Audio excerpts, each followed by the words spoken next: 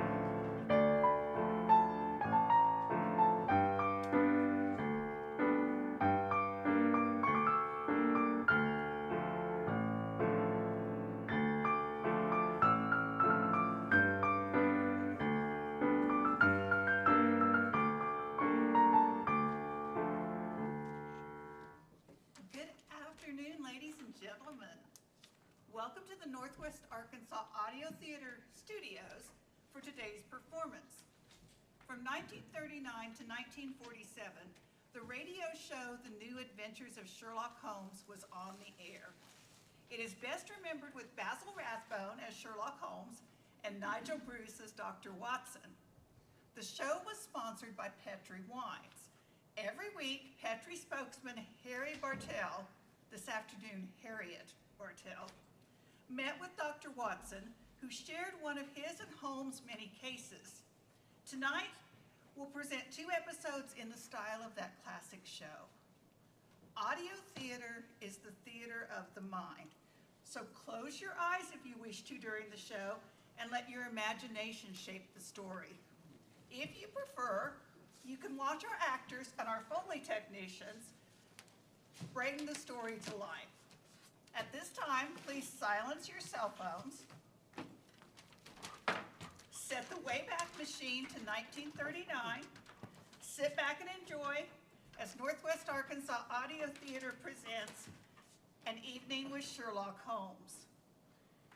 5, 4, 3, 2. NWAAT is on the air.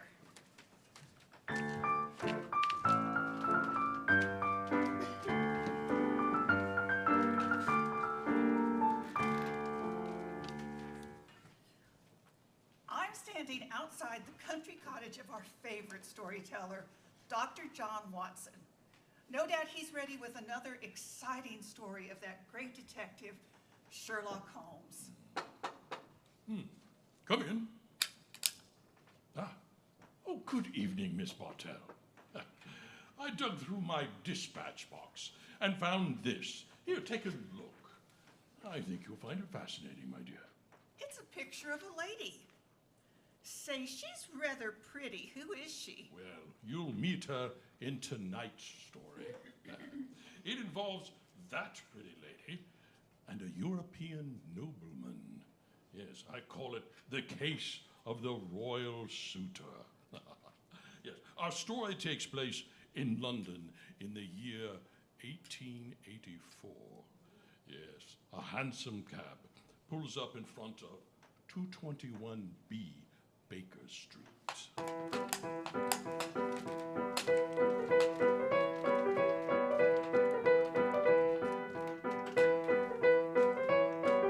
Steady there, boys. Steady. Oh, there, boys. Oh, thank you. Thank you, John. Wait for us around the corner. Yes, sir. Very good, sir.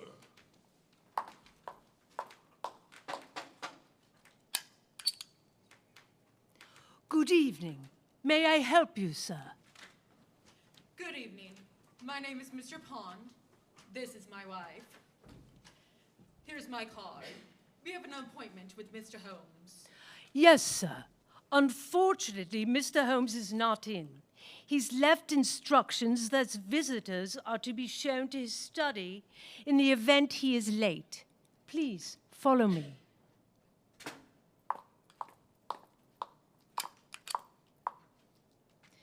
You may wait in here. Would either of you care for a cup of tea? That would be most kind. Thank you. Please, make yourselves comfortable. I shan't be long. Quick, Mother, listen at the door. I must search his desk. Yes, Mum. Oh, just as I feared. Listen to this.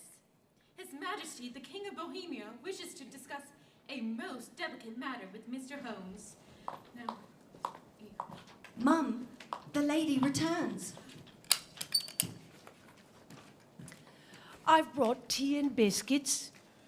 thank you. Unfortunately, my wife is not feeling well. I should take her home immediately. Pray, extend my regrets to Mr. Holmes. Of course, Mr. Pond. Shall I call you a cab? No, thank you. My carriage is waiting for us. Good night.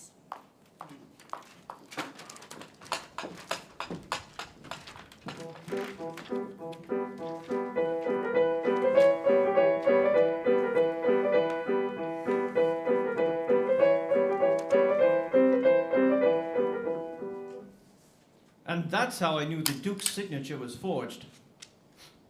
Hello. We've missed a visitor. My mistake. Visitors.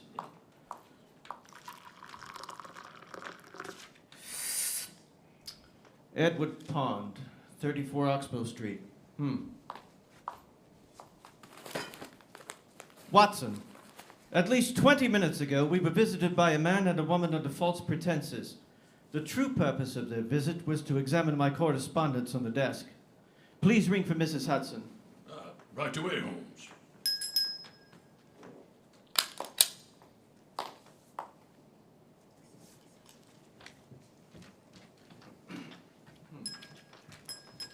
Tea's positively tepid. Sorry. Mrs. Hudson, can you give me a description of Mr. Pond? A respectable gentleman. Slender, about 28, I'd wager, with brown hair and eyes. His wife looked about 26 and was stocky with light brown hair. How was Mr. Pond dressed? I think he wore a gray overcoat, trousers, gray trousers, a black coat underneath. Did he have any distinguishing marks? None that I noticed, sir. Thank you, Mrs. Hudson. That will be all. Yes, sir. Mr. Holmes, how did you know about us having visitors? When we entered our rooms, I caught the scent of jasmine. Very different from the fragrance our landlady wears. And two cups on the tray near the teapot showed there were two visitors. Precisely. Well, now how do you know they were here under false pretenses? Perhaps they looked at your papers out of vulgar curiosity, not evil intent. An excellent guess, Watson, but shy of the mark. Mr. Pond's card gave 34 Oxbow Street as his residence. There is no such address, Watson. A gentleman who gives a fictitious address is up to no good. Indeed, indeed. What about the 20-minute time frame?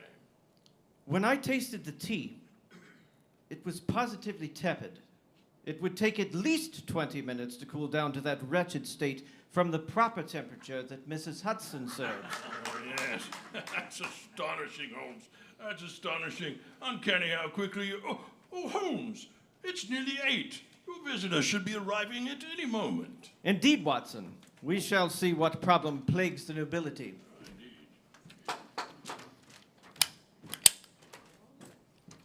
You have a visitor, Mr. Holmes. Thank you, Mrs. Hudson. Your Majesty, the gentleman with me is my colleague, Dr. John Watson. You may trust in his discretion implicitly. Thank you, Herr Holmes. Your reputation precedes you, therefore I will trust you on this matter. Dr. Watson, I see you wish to take notes on my predicament. You may do so. However, I must insist that you do not publish this account until 2 years after my wedding. Oh, of course, Your Majesty. Of course. If you would care to sit, Please do so, and enlighten us of the grave matter to which your letter alluded. Royalty does not sit in the presence of peasants. Yeah. However, my case is one of severity. 3 years ago, as Crown Prince, I became entangled with a charming woman named Irene Adler. A few weeks into our association, my father, the king, died. Naturally, assuming the royal throne, the affair came to a very quick end. Of course. All seemed well until about 3 weeks ago, when my engagement to the Countess de Krukau became public. The next morning, I received a note from Fräulein Adler. She stated she would ruin me on my wedding day. I don't understand, Your Majesty. How precisely does she intend to bring about your downfall? She promised to release several love letters written to her in my own hand on personal letterhead. I see no great problem, Your Majesty. They're crude forgeries. They were sealed in wax using my signature. Stolen. There is a picture. Purchased. We are both in it. Your Majesty has been most indiscreet. Yes. Well, I agree, Herr Holmes, and were I not so royal, this indiscretion would be just a minor annoyance and cause no harm to either parties. Sadly, however, there are additional complications. The situation I face at home extends beyond just a simple wedding. There are forces at work which can tear my country apart were this scandal be made public. As king, I can keep these forces under control. However, should I lose my throne, civil war would ensue. Oh, my God. To think such a minor indiscretion as Crown Prince could cause a civil war? Oh, it would be unthinkable, Herr Holmes. Such bloodshed, it would be on my hands. I understand. Your Majesty, I will devote my energies fully on your behalf. Her address? It is here. How may I contact you? I am staying at the hotel listed on this card. You may contact me there anytime, day or night. And my expenses? Here are 500 sovereigns for your immediate needs. 3 times that amount can be made available to you on very short notice. Very well, Your Majesty. I hope to bring you news shortly. Good night, Your Majesty. Good night, Herr Holmes, Dr. Watson.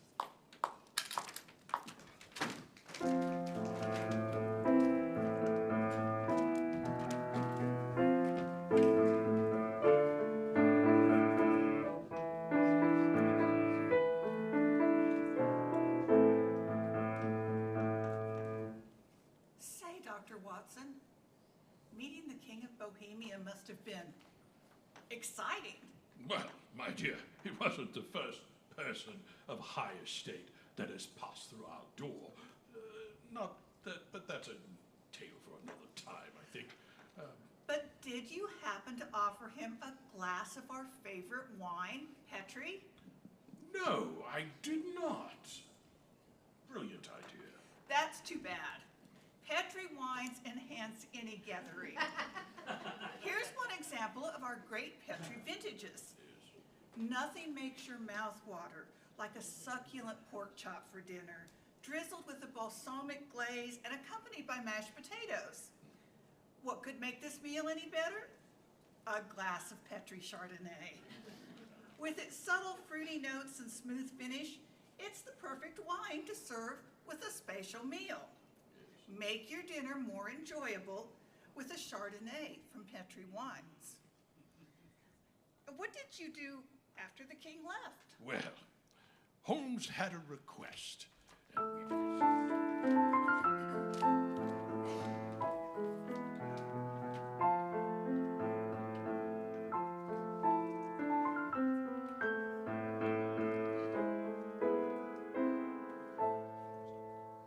Watson, I have a vague recollection of Irene Adler.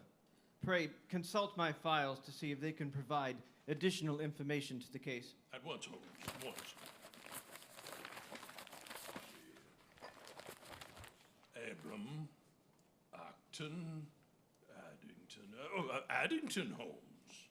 Sir Thomas Addington, a poisoner of wretched memory. A reminder, Watson, should we ever need one, that evil cuts across all classes of society. Sir Thomas poisoned his wife and 3 small children one warm spring morning. A very interesting case. You must tell me the full story. I shall, Watson. At the present, His Majesty requires our full attention. Pray, continue your search. Right, Holmes, right. All right, Addison, Adkins, Adler. Adler. Irene Adler, the American, yes. She's a stage actress, a contralto, as I remember. She's a noted beauty with, several notable suitors. I believe I've seen her grace the stage of the Imperial. She has, I recall, a lovely voice. Oh, very interesting, Holmes. How do we proceed? With all due caution, Watson, I suspect that what we seek is within her abode at Hyde Park Court. Surely she would not leave them with her solicitor. I think not, Watson. She would have to confide the existence of the articles to an Englishman of a short acquaintance. No. I rather suspect she would trust her own devices. Might she carry them on her person? No, Watson. Consider the risk she would run if intercepted by the agents of the king. The safest course of action would be to secrete them within her abode. Well, wouldn't the king send agents to search her house? Ha! Incompetent amateurs.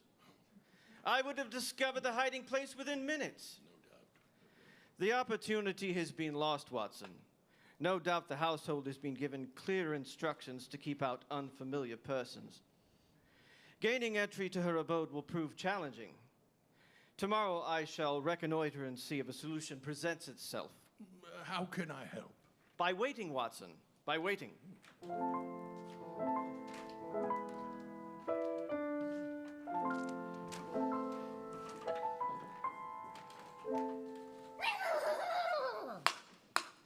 Oh, you there!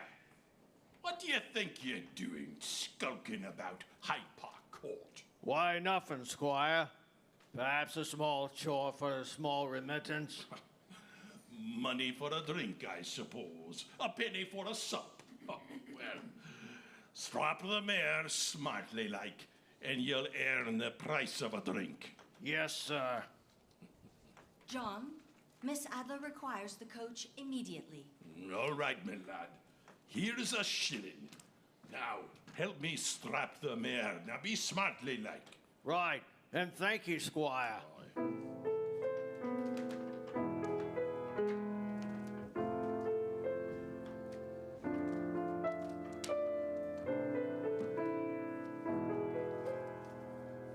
And so, Watson, we hitched the mare. Irene Adler stepped into the coach. She was a lovely creature. A brunette with sparkling brown eyes peeking out from under her hat. Her coach departed rapidly. I managed to hail a cab with great difficulty. We gave chase and found our destination to be, of all places, a church.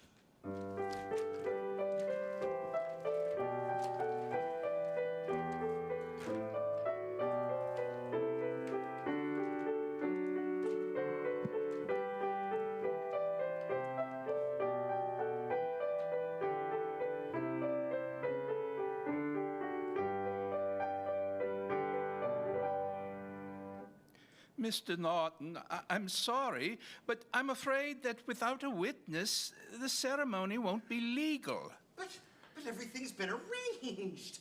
Oh, very well. I'll just dash out on the street and ask someone there, I suppose. Just please wait here and don't trouble Miss Adler. I don't want her to fret. Oh, thank God. Excuse me, my good man. Yes, sir. Come here a moment. I won't bite. Come here. What is your name? Alfred Pennington. Ah, good. Mr. Pennington, would you do me a good turn? My fiancé and I, that person over there, and I want to be married, but there's no one to stand for us. Please be a witness to our union. I'll gladly compensate you for your time. Why, of course, young man. I'd be happy to. What should I do? Just stand there and pay attention. We have come together in the presence of God to witness the joint.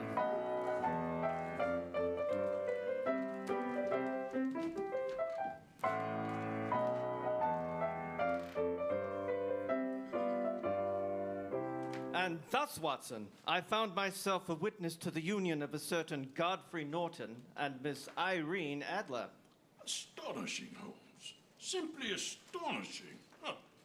Indeed, Watson, this Godfrey Norton is an unexpected development. I must ponder this. It is a three-pipe problem. Join me for breakfast, and I shall have our next move plotted.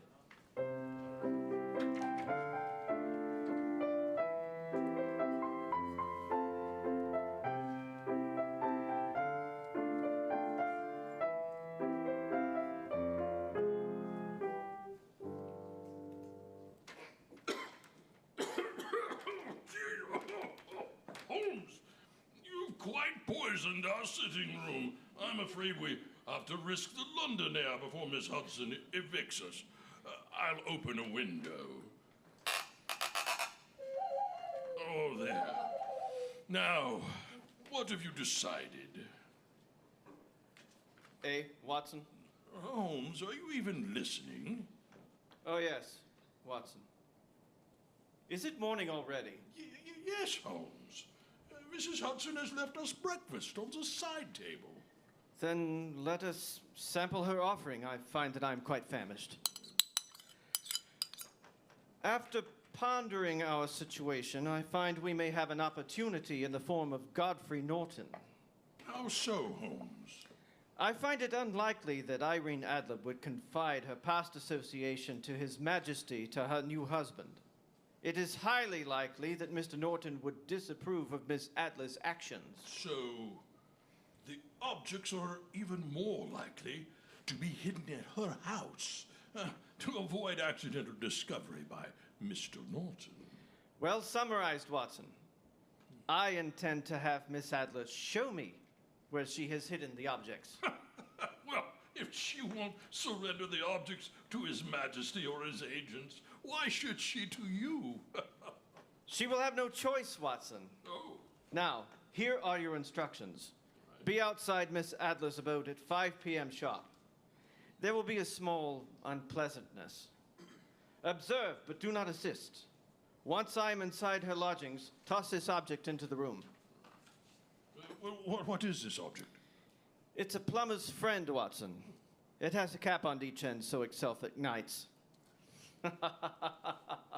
It emits a surprisingly large amount of smoke. I'm not sure I understand, Holmes. You shall see, Watson.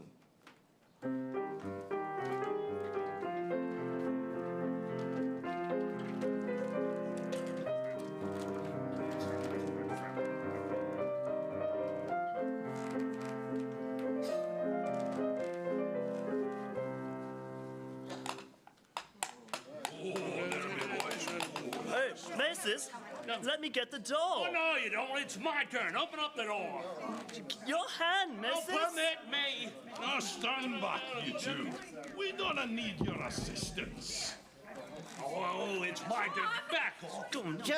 Gentlemen, it's clear the lady has no need for your assistance. Step away and give her room to descend. Oh, you again, old man. I warned you before what would happen if you interfered with us again. Oof. He's dead. Oh, he's dead, all right.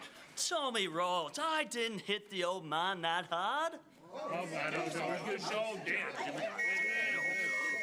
Oi, what's there? What's all this? It's the peelers. Scatter! That's why. Oh, stay where you are. John, help him up. Can you find your legs, sir? Here, lean on me. Thank you, sir. Why, he's an elderly minister. John, take him into the front parlor. He can rest in there, and we can tend to his wound. Go easy, sir. I'll bear you up. Now mind your step.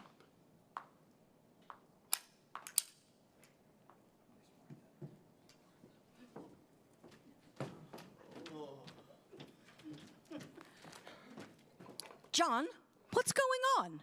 Here, give us a lift. Help me bring him into the front parlor. Thank you both. Put him on the settee. Martha, go get the materials for a compress and bring them right back here. Madam, I am in your debt. I appreciate your aid in my hour of need. I must thank you for your timely assistance. Without your help, I may have come to serious harm. Indeed, ma'am. However, I cannot recall ever seeing such a large crowd near the residence. It occurs periodically, I'm afraid.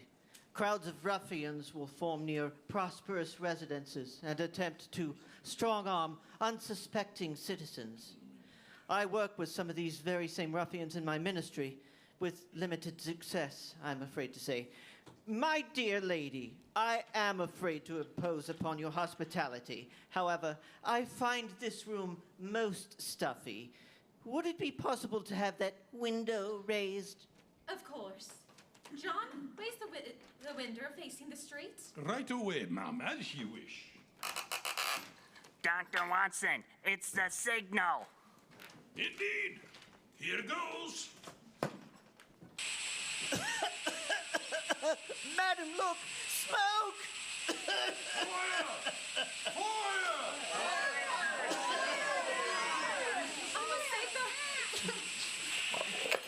Madam, there is no fire, no fire. Look, this object is emitting the smoke. I will extinguish it in the firebox. It is a nasty trick by one of my flock, I am afraid. But why would one of your flock wish to trick me? I know not, madam. However, I intend to find out. Thank you for your kindness and hospitality in my hour of need.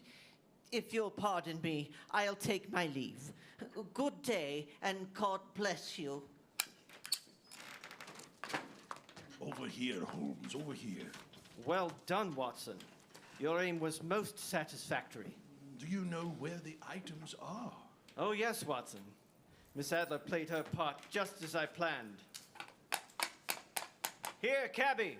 Where to, sir? 221 Baker Street. Right away. Here you are, sir. 221 Baker Street. Here you are, my good man. Thank you, sir. It would be unwise to rouse Mrs. Hudson at such a late hour, Watson. Fortunately, I had the foresight to bring my door key. Ah, here it is. Good night, Mr. Sherlock Holmes. Holmes, there, that youth. Should we follow? No, Watson.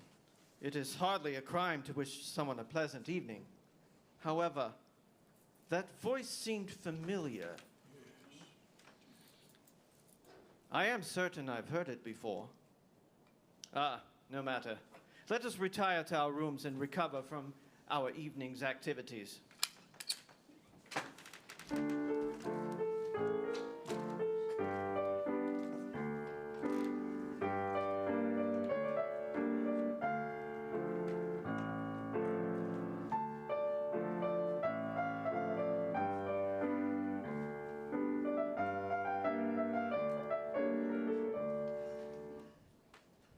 Herr Holmes, I must congratulate you on the clever stratagem used on Fräulein Adler to determine the location of the items. My agents failed in that task numerous times. Hers is a formidable mind. Yes, her intelligence and charismatic personality make her an attractive woman and a charming companion. I quite understand why she intrigued you. Oh, Your Majesty, please forgive me. I forget my place. Yes, indeed you did. But I take no offense, Dr. Watson. You are quite astute in your observation. I dare say you are not the first man to be distracted by Fräulein Adler. She is, as you English would say, oh, it's a naughty bit of crumpet. But, Herr Holmes, once she revealed the object's location to you, why did you not take possession of them? Since you left the house empty-handed, she has had plenty of time to secure a new hiding place. Dummkopf! I think not, Your Majesty. Consider, at this point, both your future marriage and her current one are at stake. She cannot harm one without harming the other.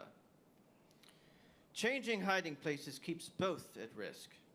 At this point, I believe she may be willing to enter into an arrangement with Your Majesty for the return of the items, although I fear her price may be dear, even for a purse such as yours. My dear Herr Holmes, it is so good to be the king. Makes my purse a very large one. And I am willing to expend half of it to bring this unpleasantness to completion. Very well, Your Majesty. Watson, gather your coat and hat. We mustn't keep Miss Adler waiting.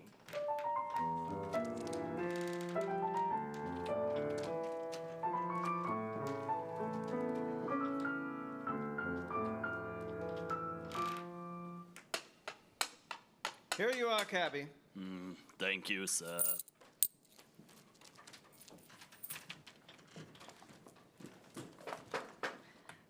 Good morning, gentlemen. Good morning. I am... Ah, Mr. Sherlock Holmes, Dr. Watson, and of course, Your Majesty. I've been expecting your visit. You were expecting us? Oh, yes, Dr. Watson. Madam left specific instructions. And those instructions are... Mrs. Norton instructed me to escort you to the front parlor. Please come in, gentlemen. I assume she awaits us in the parlor? Oh, no, Your Majesty. Mrs. Norton departed early this morning. What is her destination? Canada, Mr. Holmes. Canada? Yes, Mr. Holmes. Canada. Never to return to England. Right this way, gentlemen. Holmes, she has fled. Yes, Watson. If she has taken the objects, I will have failed in my commission. Ah, here we are. The parlor is at your disposal for as long as you require it. May I offer you gentlemen something to drink? No, thank you. Very well. I will attend to my duties. Please ring the bell if you require anything. Of course. Thank you, my dear. Herr Holmes, my fears have been realized.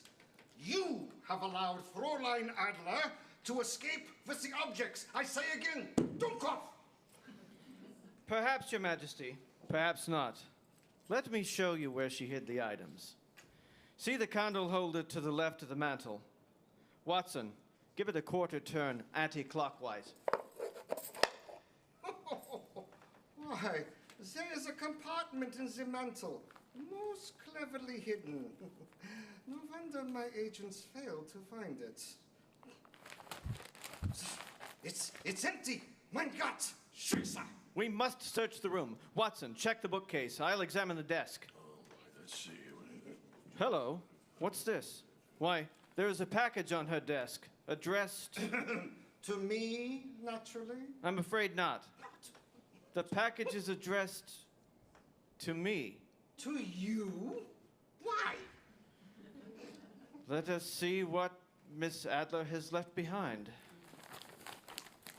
A letter and a photograph. Oh, danke Gott.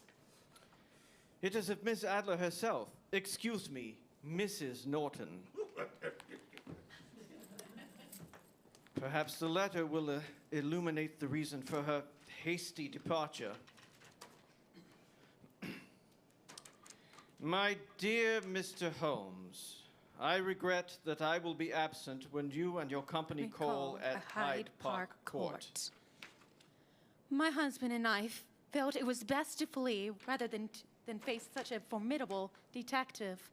It was I who paid a visit to your abode in Baker Street shortly before His Majesty's appointment. I was certain he would engage you to be his agent. His letter on your desk confirmed my worst fears. I suspected you would call upon me to negotiate the items' return or resort to theft to secure them. Despite being on my guard, you gained entry into my home very sympathetically and compelled me to reveal my hiding place. I must congratulate you on your skill with stage makeup and costuming. Your illusion of a kind, elderly clergyman had me fooled completely. As to His Majesty, he has treated me most shabbily. I love and am loved by a man of nobler character than he. The objects he seeks are with me, held as a shield against him. They shall remain out of public's purview unless he seeks to harm us. My photograph I leave to you, Mr. Holmes, as a souvenir of our joint adventure. I remain yours truly, Mr. Godfrey Norton, née Adler. Herr Holmes, I do regret you were unable to secure the items. However, I do not fear retaliation from Fräulein Adler. Pardon, Frau Norton. She has demonstrated that she is a lady of character, and I believe she will honor her word. The items will remain safely in her care. I will pursue this matter no further. My thanks to you, Herr Holmes, for your service. I will take my leave now. Here is your payment. Dr. Watson, I must remind you of your promise not to publish this account until 2 years after my verdict. Of course, Your Majesty. Goodbye, gentlemen. Auf Wiedersehen.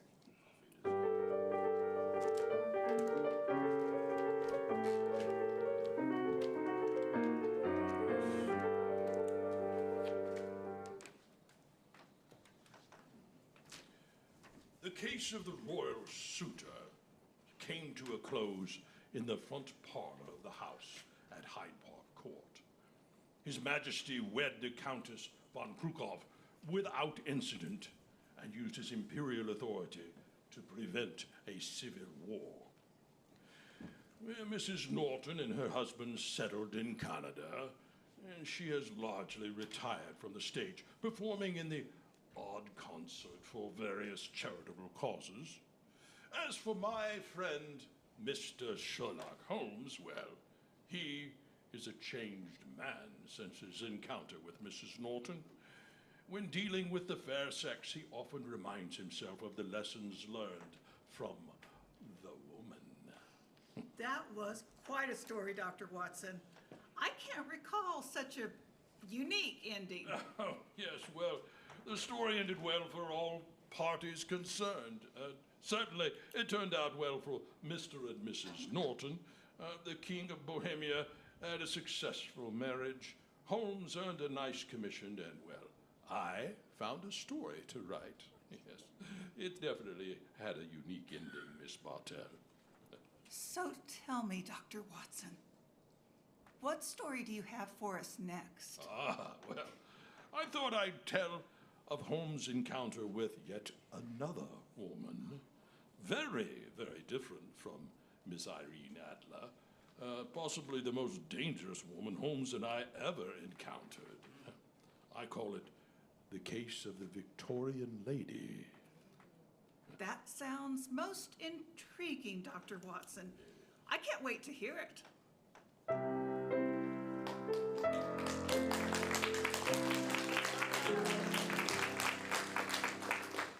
We pause now for station identification.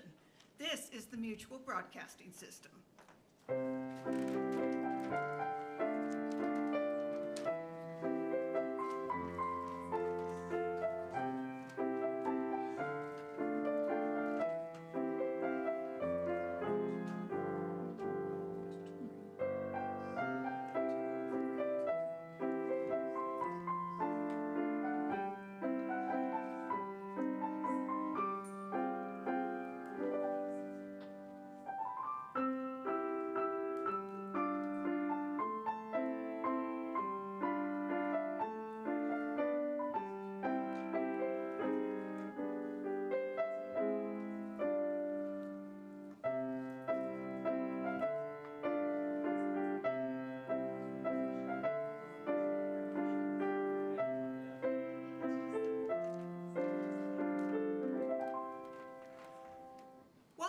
back, ladies and gentlemen.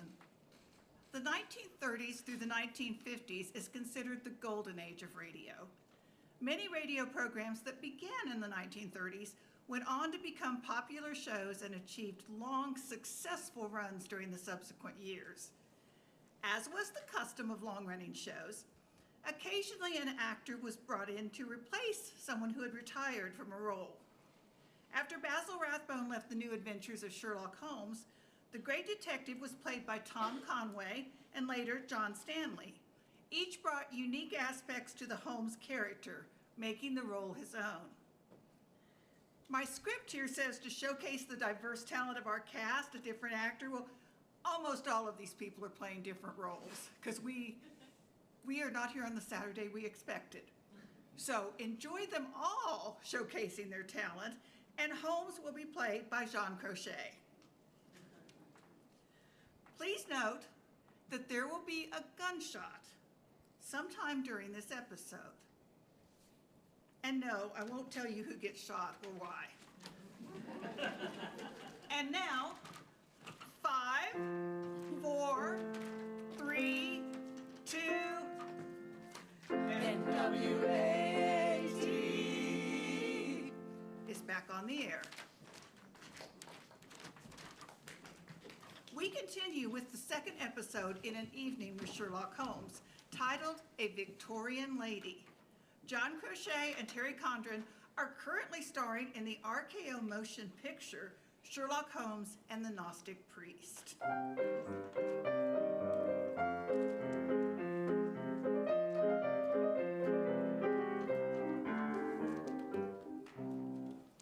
I am once again standing outside the house of our host, Dr. John Watson.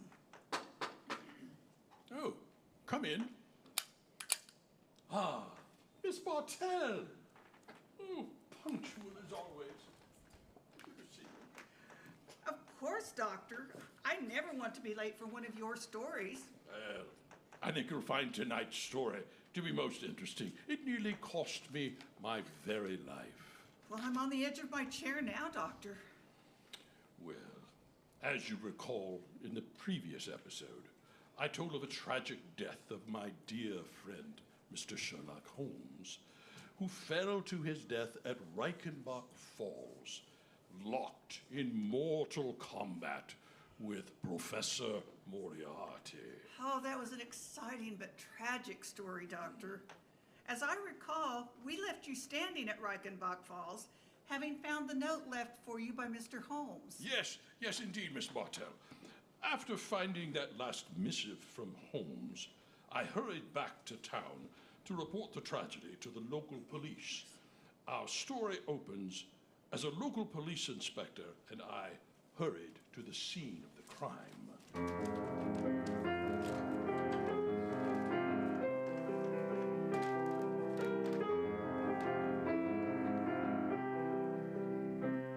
Hurry! We must find Holmes! Hurry! We must find Holmes lest all be lost. Hurry! Inspector, please. Herr Doctor, we have been hurrying for the past 10 kilometers. Do I look like a man who hurries for a living? Oi, it's time to slow down and determine what exactly happened to Herr Holmes here at Reichenbach Falls. Now, thanks to these falls, the ground retains its footprints for a very long time. I see you and Herr Holmes' tracks off to the left. Yes, and you were joined by a small boy. Yes. That was the messenger. I thought so.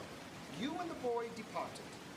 Herr Holmes went out onto the ledge for some reason, and I see the remnants of 3 cigarettes. Herr Holmes was waiting, but for what? It would take hours for you to return.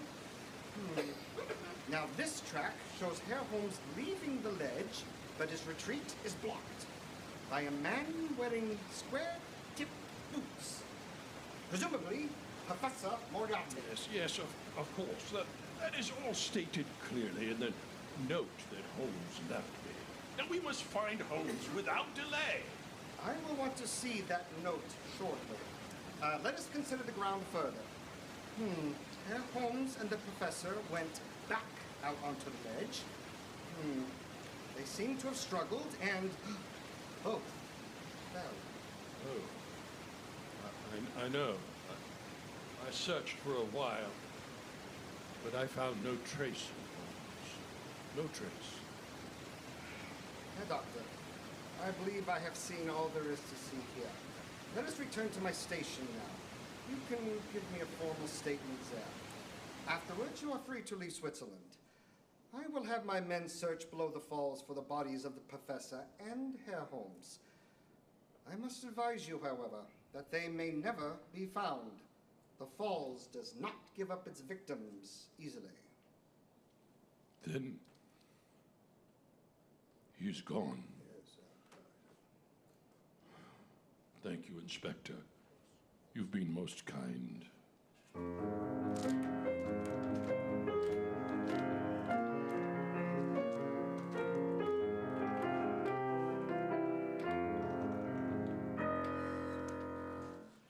What happened after you finished with the police, Dr. Watson? Well, in somewhat of a state of shock, I returned to England. I had the most unfortunate duty to inform Mrs. Hudson of Holmes' fate. Oh, I imagine she was very upset. She was, my dear, she was. It was a most difficult conversation. I continued to drop in on her from time to time for the first few months to cheer her. However, as time passed, I felt the need to move the remainder of my things to Kensington permanently. Amidst packing my things at the flat one afternoon, Mrs. Hudson came by and we began.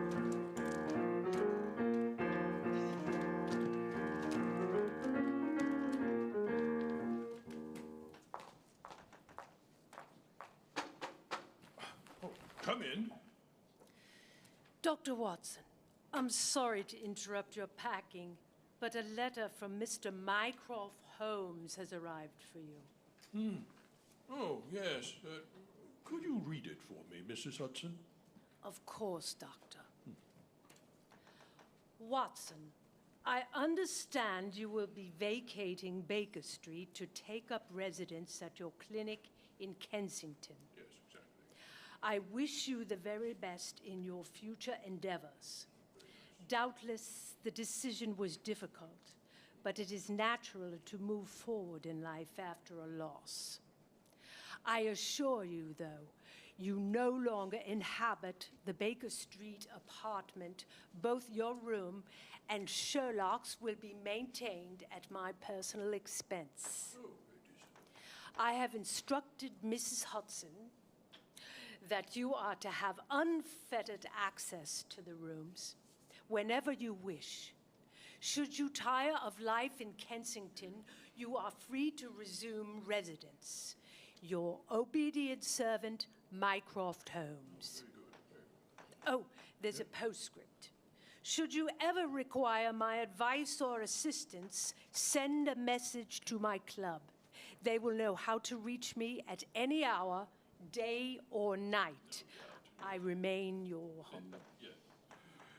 Thank you, Mrs. Hudson. Very kind. Yes. You're welcome, Doctor. Would you like some tea? Tea? Oh, tea, indeed. Yes, I think I could use a cuppa before tackling the last bit of packing. Good, good.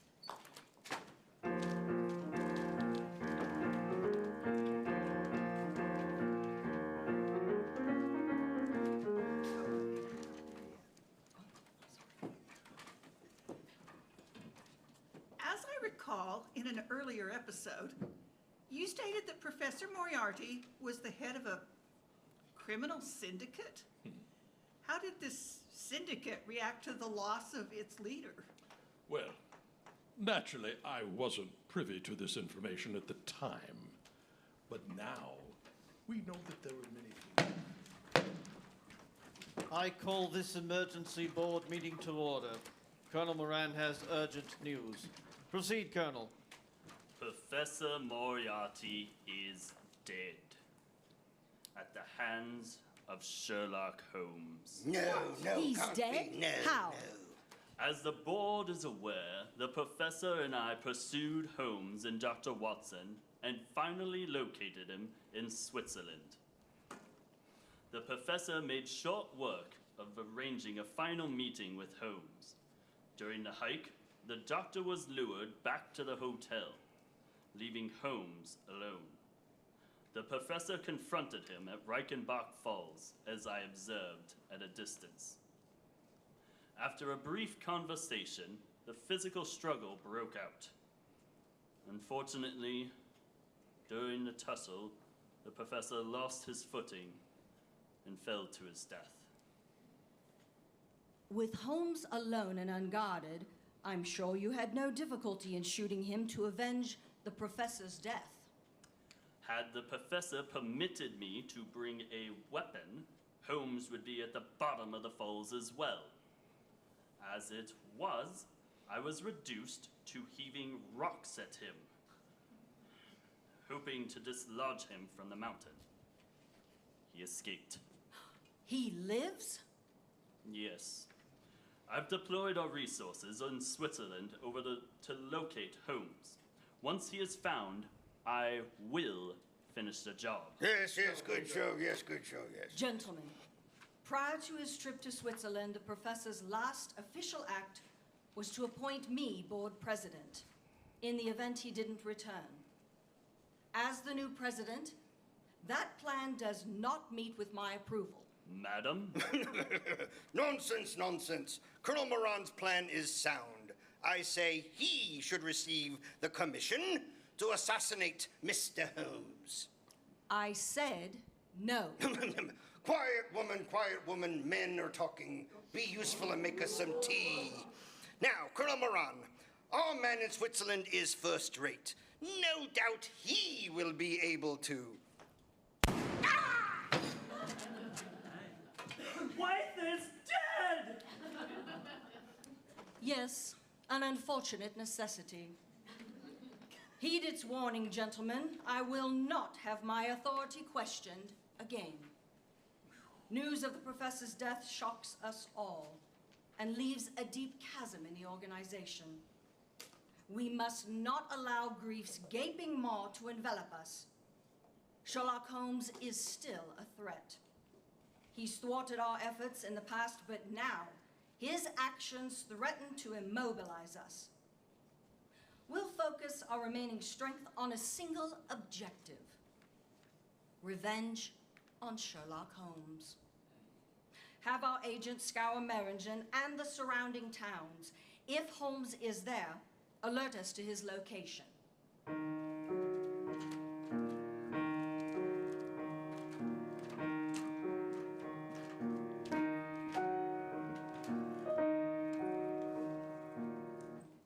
I have a follow-up report from our agent in Switzerland. Despite searching for 2 weeks, there is no trace of Mr. Holmes. Have more resources deployed to London and double the watch on Watson. They are to pay close attention to any new contacts he may have. Yes, madam.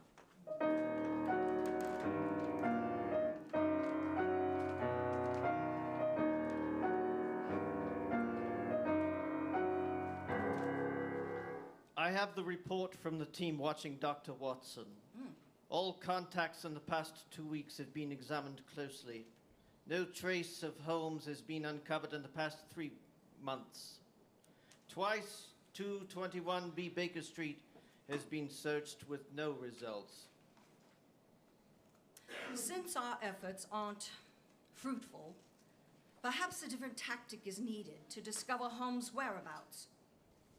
Continue the watch on Mycroft, Holmes, and Baker Street. Scale back the watches on Watson. I have another avenue to pursue that may provide us what we want.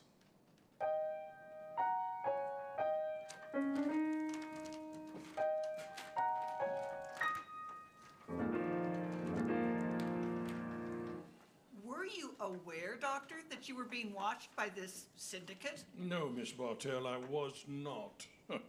I wasn't as perceptive then as I should have been.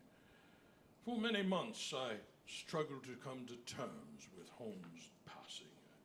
Due to my melancholy, I'm ashamed to say my practice suffered a bit during that time. Realizing I needed assistance in maintaining my practice, I retained a nurse, an Irish lady named Miss Morton. She was a godsend, organized, a good manager, kind to the patients and to me. Well, thanks to her, my practice regained its former stature and business increased. Frankly, she became quite indispensable. I know it was a difficult time for you, Doctor, and I'm glad your situation improved. Well, thank you, my dear. I appreciate you, Miss Bartel. Thank you. Obviously, you moved on, yet the syndicate was still observing you? Yes, mind you, I really wasn't aware of it. But do you have any idea what they were trying to find? No, I don't. But apparently, I wasn't forthcoming in providing the syndicate with the information that it sought. You see, frustrated with the stagnant situation, the syndicate decided to try a different approach.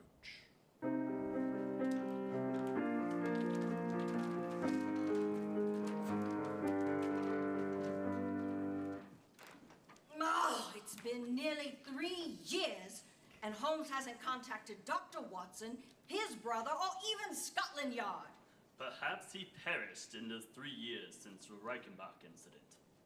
Possibly, but I doubt it. It is far more likely that he's hidden extremely well. Our agents continue to search for Holmes. While they are relentless in their efforts, the extended assignment is draining our reserves. We're diverting good agents away from more profitable endeavors, for the syndicate. We're becoming vulnerable. You're right. We've waited too long. Action is required. Suspend search operations outside of London. However, make sure the watchers on Mycroft Holmes, Dr. Watson, and Baker Street are dependable. I have an idea how to entice Mr. Holmes out of his hiding place. Read this. I don't understand it. Don't worry. Sherlock Holmes will understand its meaning clearly. More importantly, he will emerge and return to London to defend his good friend, Dr. Watson. Direct Mr. Giles to place the ad in the Times and have it run for a week, starting Sunday. How can we be certain that Holmes reads the Times from his hiding place? Ah, a valid concern, Colonel. You will also instruct Mr. Giles to arrange a small fire at 221B Baker Street. Yes,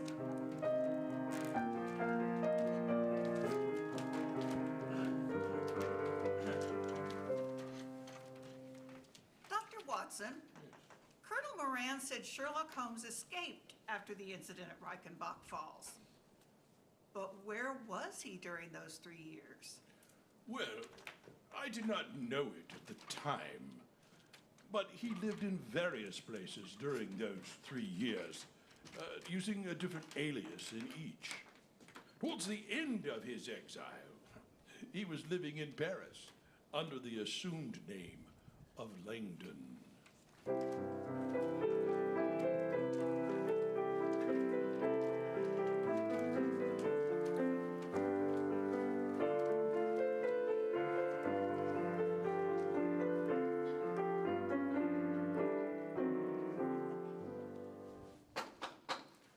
Entree. Come in. Bonjour, Monsieur Langdon. Ah, my favorite bellboy. Were you able to procure my copy of the Times? Oui, Monsieur, the Tuesday edition, 2 weeks prior. What's so important about the particular date? I've heard rumors of an incident 2 weeks ago that piqued my curiosity. I want to see if it was reported in the paper. let's see. How lucky. It appears it made the front page. Let's see what it's about. Fire on Baker Street. Last night, a fire occurred at 221B Baker Street. Many will recall that address was the residence of the late Mr. Sherlock Holmes, who perished on the continent over 3 years ago. No injuries were reported, although there was some structural damage to the building. Inspector Lestrade of Scotland Yard informed the paper that an investigation revealed 2 suspicious aspects of the fire. Firstly, the letter H was charred into the front door. Secondly, the London Fire Brigade was alerted prior to the fire being started. Inquiries into the identity of the perpetrator are ongoing. Very curious, Monsieur Langdon. Did you know Mr. Holmes? No, I never had the pleasure. Well, I must return to my duties, Monsieur, unless there is something else you need. I think not. Here's something for your efforts. Merci, Monsieur. Au revoir. A small letter H. I shall owe Mrs. Hudson the price of a new door. Obviously, someone went to great lengths to get my attention. Now that he has it, how would he deliver his missive? Why, the agony column, of course. Let's see where it is.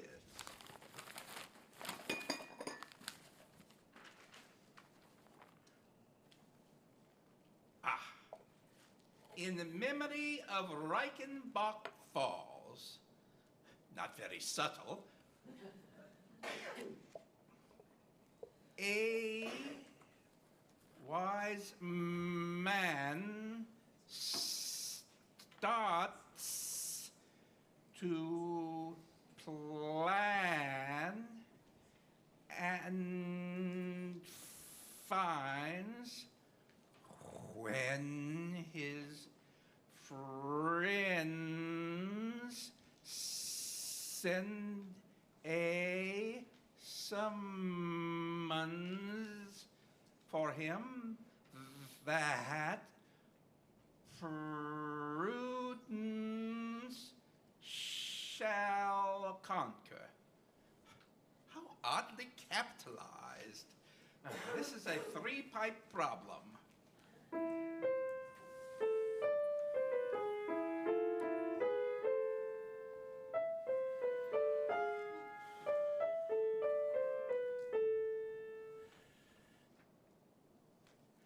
Watson dies Ides of March. Ha! What strategy, sending me a threat I cannot ignore. My hand is forced. Though I fear it may be too early, I must return to England and prevent this murder. Yes. Hello, operator. This is Mr. Langdon in room 109. I have business in London, and I must depart this morning. Please send up the porter.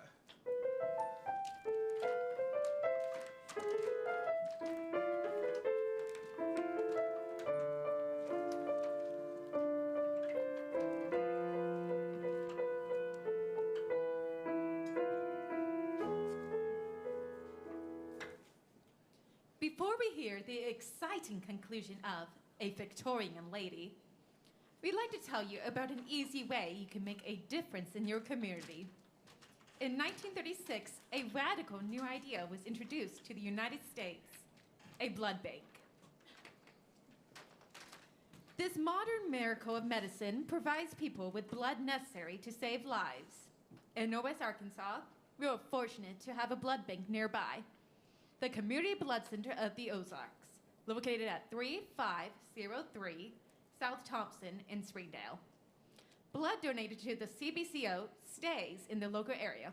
Your donation can help your friends and neighbors. Please consider donating. CBCO, CBCO.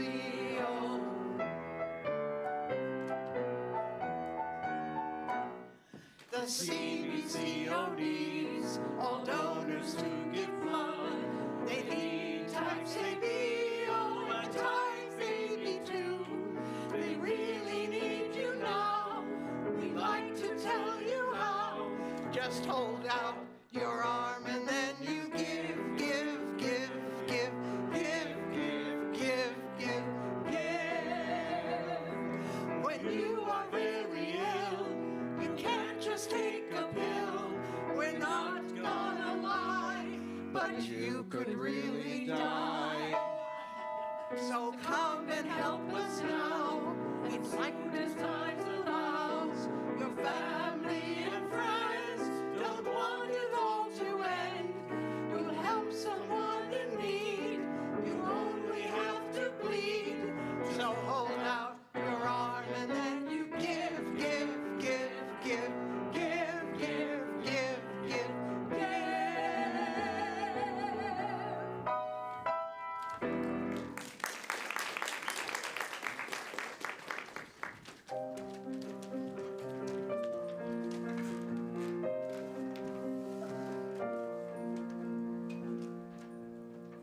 Well, Dr. Watson, you've told quite a story so far. I can't wait to hear how it ends. Well, my dear, I shan't keep you waiting. 3 years after Holmes' passing saw me embrace welcome changes to my life. I liked Kensington. My practice flourished, and I was enjoying life. The sole exception, well, it was a slight touch of ill health. You see, I'd been under the weather quite a bit for several months, unable to recover before another bout would hit. I attribute the recurrence to overwork, maybe the winter months and, well, my old war injury. Then, quite suddenly, in March, my health took a sharp decline to an alarming degree.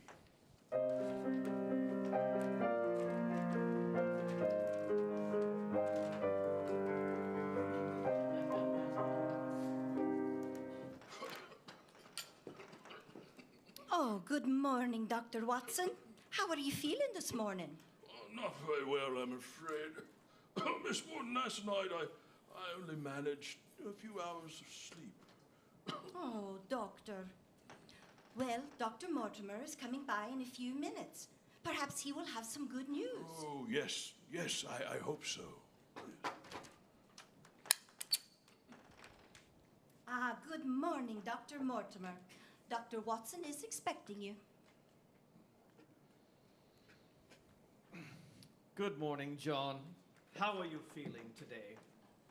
Mortimer, terrible. I feel terrible. I'm tired. I'm weak and nauseous and a bit grumpy. Were you able to sleep last night?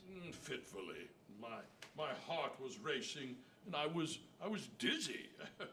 I tried to rest. I experienced uncomfortable cramps, which kept me awake the majority of the night. Is your heart still racing this morning? Oh, yes. I feel tension in my chest. That's worrisome. Let me take your blood pressure.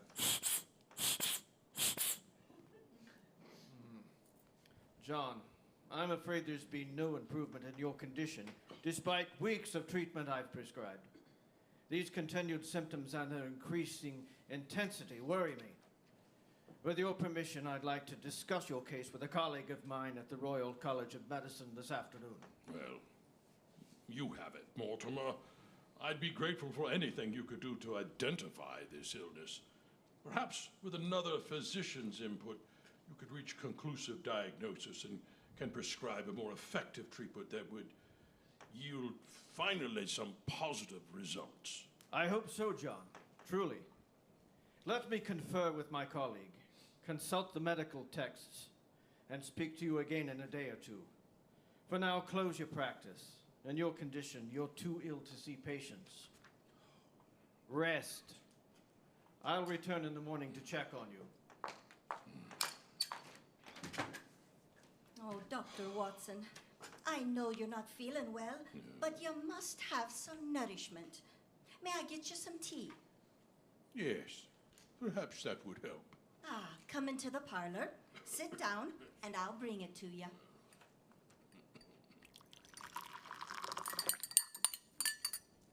Ah, here you are.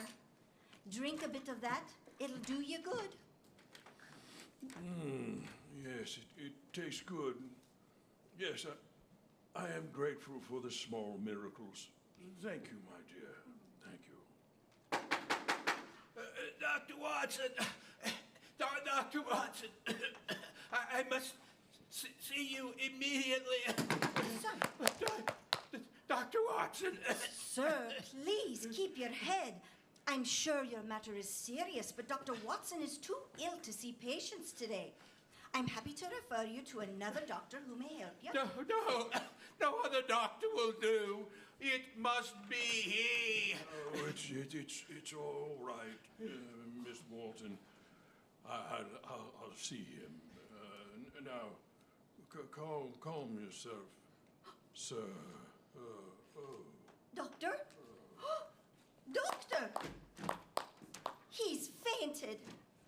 Now, I told you Dr. Watson was too ill to see anyone. Now, go away. I must see to him. I find that hard to believe, as you're not really a nurse. What? What are you insinuating? Oh, come now. The time for deception is long past. Let's drop the charade. Your employment with Watson was gained under false pretenses. Your real purpose was to get close to him, determine the whereabouts of Sherlock Holmes, who you knew to be alive, and relay all you learned to your superiors in the syndicate. How do you know this? Who are you? I am Sherlock Holmes, and I'm here to prevent the murder of my good friend, Dr. Watson. Sherlock Holmes. I would never have recognized... Well, you don't disappoint, Mr. Holmes. You are as clever as they say. I assume you received the messages from the Times? Yes, a clever cipher. Since you failed to learn of my location from Watson, it became necessary to draw me here. The fire at Baker Street, employed to make national headlines, the message in the agony column threatening Watson, both were effective lures to force me to return. I'd expect no less from the syndicate. That was no threat, Mr. Holmes. Dr. Watson is near death.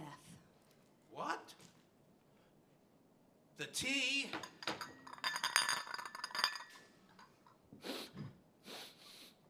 Poison!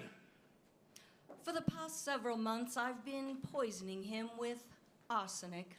Slowly.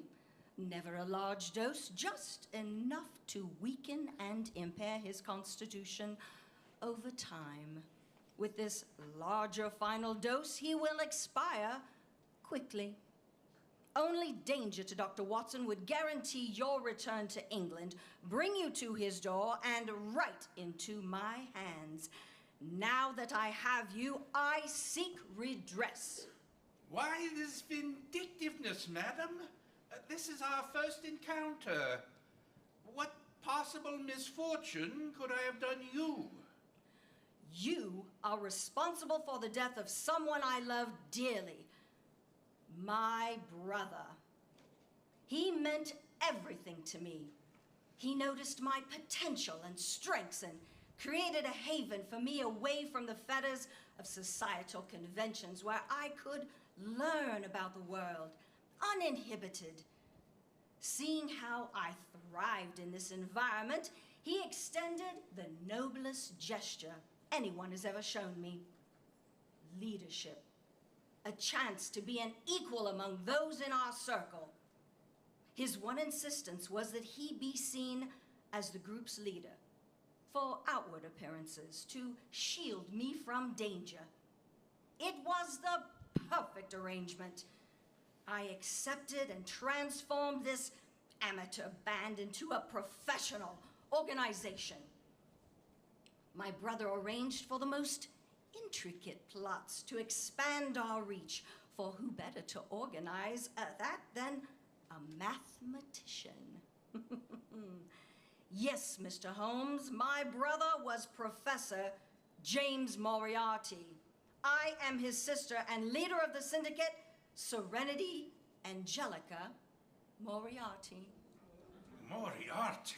In one instant, you destroyed my entire life. You murdered my brother, the one who knew me better than anyone in the world. I mourned not one death, but two, his in body and mine in spirit. I hate you, Mr. Holmes, and I demand retribution. But why focus your malevolent ire on Watson? Ah, he is your Achilles' heel. I exploited that weakness in crafting my revenge. Breach for breach, eye for eye, tooth for tooth. As he hath caused a blemish in a man, so shall it be done to him again. My brother died by your hand. Watson will die by mine. When he does, I'll achieve a double victory, his death and yours. Mine? Yes. My life will continue. I'll still have my work and my friends. You no longer exist. You died years ago with my brother at Reichenbach. Saving Watson is your only chance at reclaiming your former life, to be who you were and as you were before. You failed to rescue him and will live with that guilt the rest of your life. Therein lies the satisfaction of my revenge. I condemn you to a paltry life of anonymity. I relish the thought of your eternal punishment in that accursed hell, alone, abandoned, and devoid of purpose. It will bring me joy every day of my life. Madam, you are as talented as your brother. Your plan to lure me here was ingenious, and the stroke against Watson, diabolical. I cannot allow him to die. Can we negotiate? Is there an antidote for the poison? Naturally, but why should I give it to you? To save yourself. If you provide the antidote and Watson lives, I'll use my influence on your behalf. Perhaps with a good word, your sentence can be commuted from death to imprisonment. I prefer my revenge, despite the risk. I may regret losing my freedom.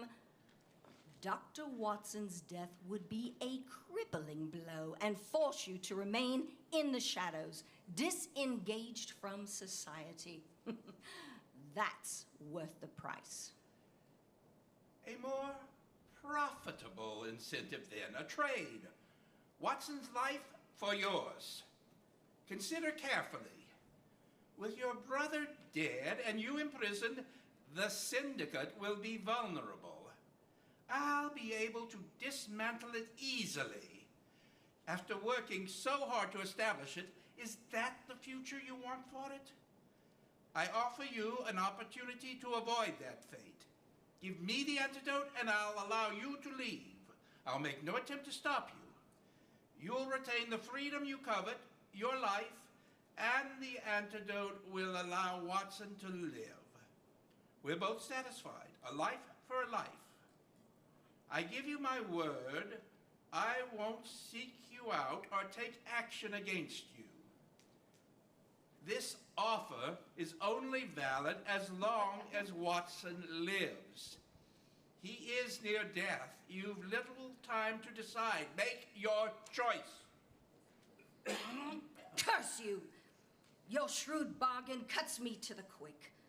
Though I crave to see you suffer, keeping my brother's legacy intact means more to me than life itself. I will not give it up. I shall accept your offer. The antidote is on that bookshelf. Second row behind the third book from the left. Third book. Poisons, identification and treatment. How very apropos. This glass vial must be the antidote. Watson, Watson, wake up. What? Quick, drink this. Oh, why, thank you, sir. The antidote will be effective? Yes, he will recover. Our business is concluded, Miss Moriarty. Though I've given you your freedom, I advise you to drop all thoughts of revenge. Should our paths intersect again, I shall not be as generous. Heed your own advice, Mr. Sherlock Holmes. Do not attempt to take future action against me. If you do, it will bode ill for you. One of my agents is a crack shot, particularly deadly at long ranges. No doubt you refer to Colonel Moran, formerly of Her Majesty's Indian Army. Good day, madam.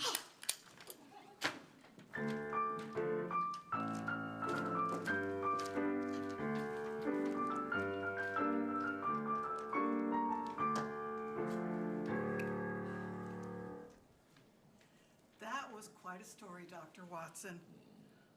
I can't remember an adventure where you had such a close brush with death. That was much too close, Miss Martell. Much too close. Fortunately, my health recovered in time to participate in the next adventure with my dear friend, Mr. Sherlock Holmes. And what is next week's adventure, Dr. Watson? It is the case where we faced off against the most deadly shot in Her Majesty's Indian Army. I call it the case of the empty house.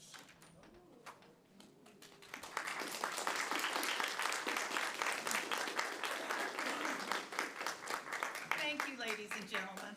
We hope you've enjoyed an afternoon with Sherlock Holmes. Stay tuned for a preview of our next show.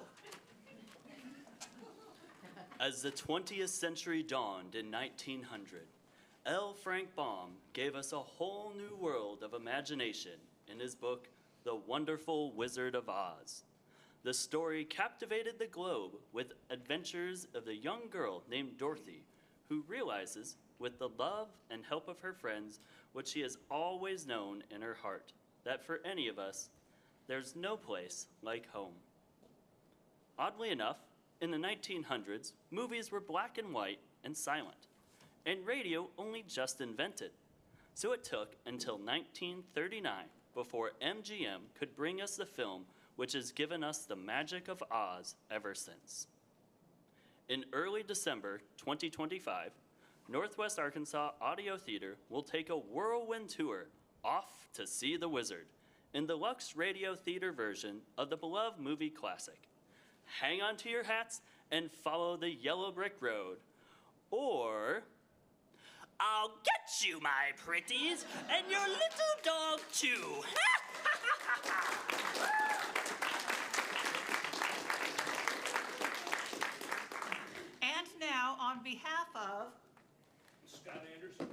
Aidan Miller. Jacob Pelkey. Glenn Christopherson. Judy Dunleavy Prettyman. Jennifer Martin. Kevin Hill. Laurie Anderson. Jonathan Woodliff. Terry Condren. John Crochet. Jenny Knowles. And Becca Martin Brown. Thank you, and good night.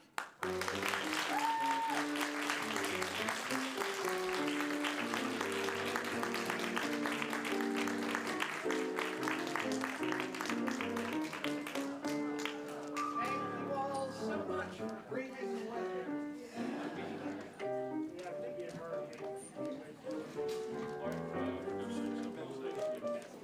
We're taking a cast. Did you enjoy it? There are magnifying glasses and Tootsie Pops in the back. Help yourselves if you'd like one. Guys, we'll do a picture in a few minutes, but go ahead and mingle with the crowd.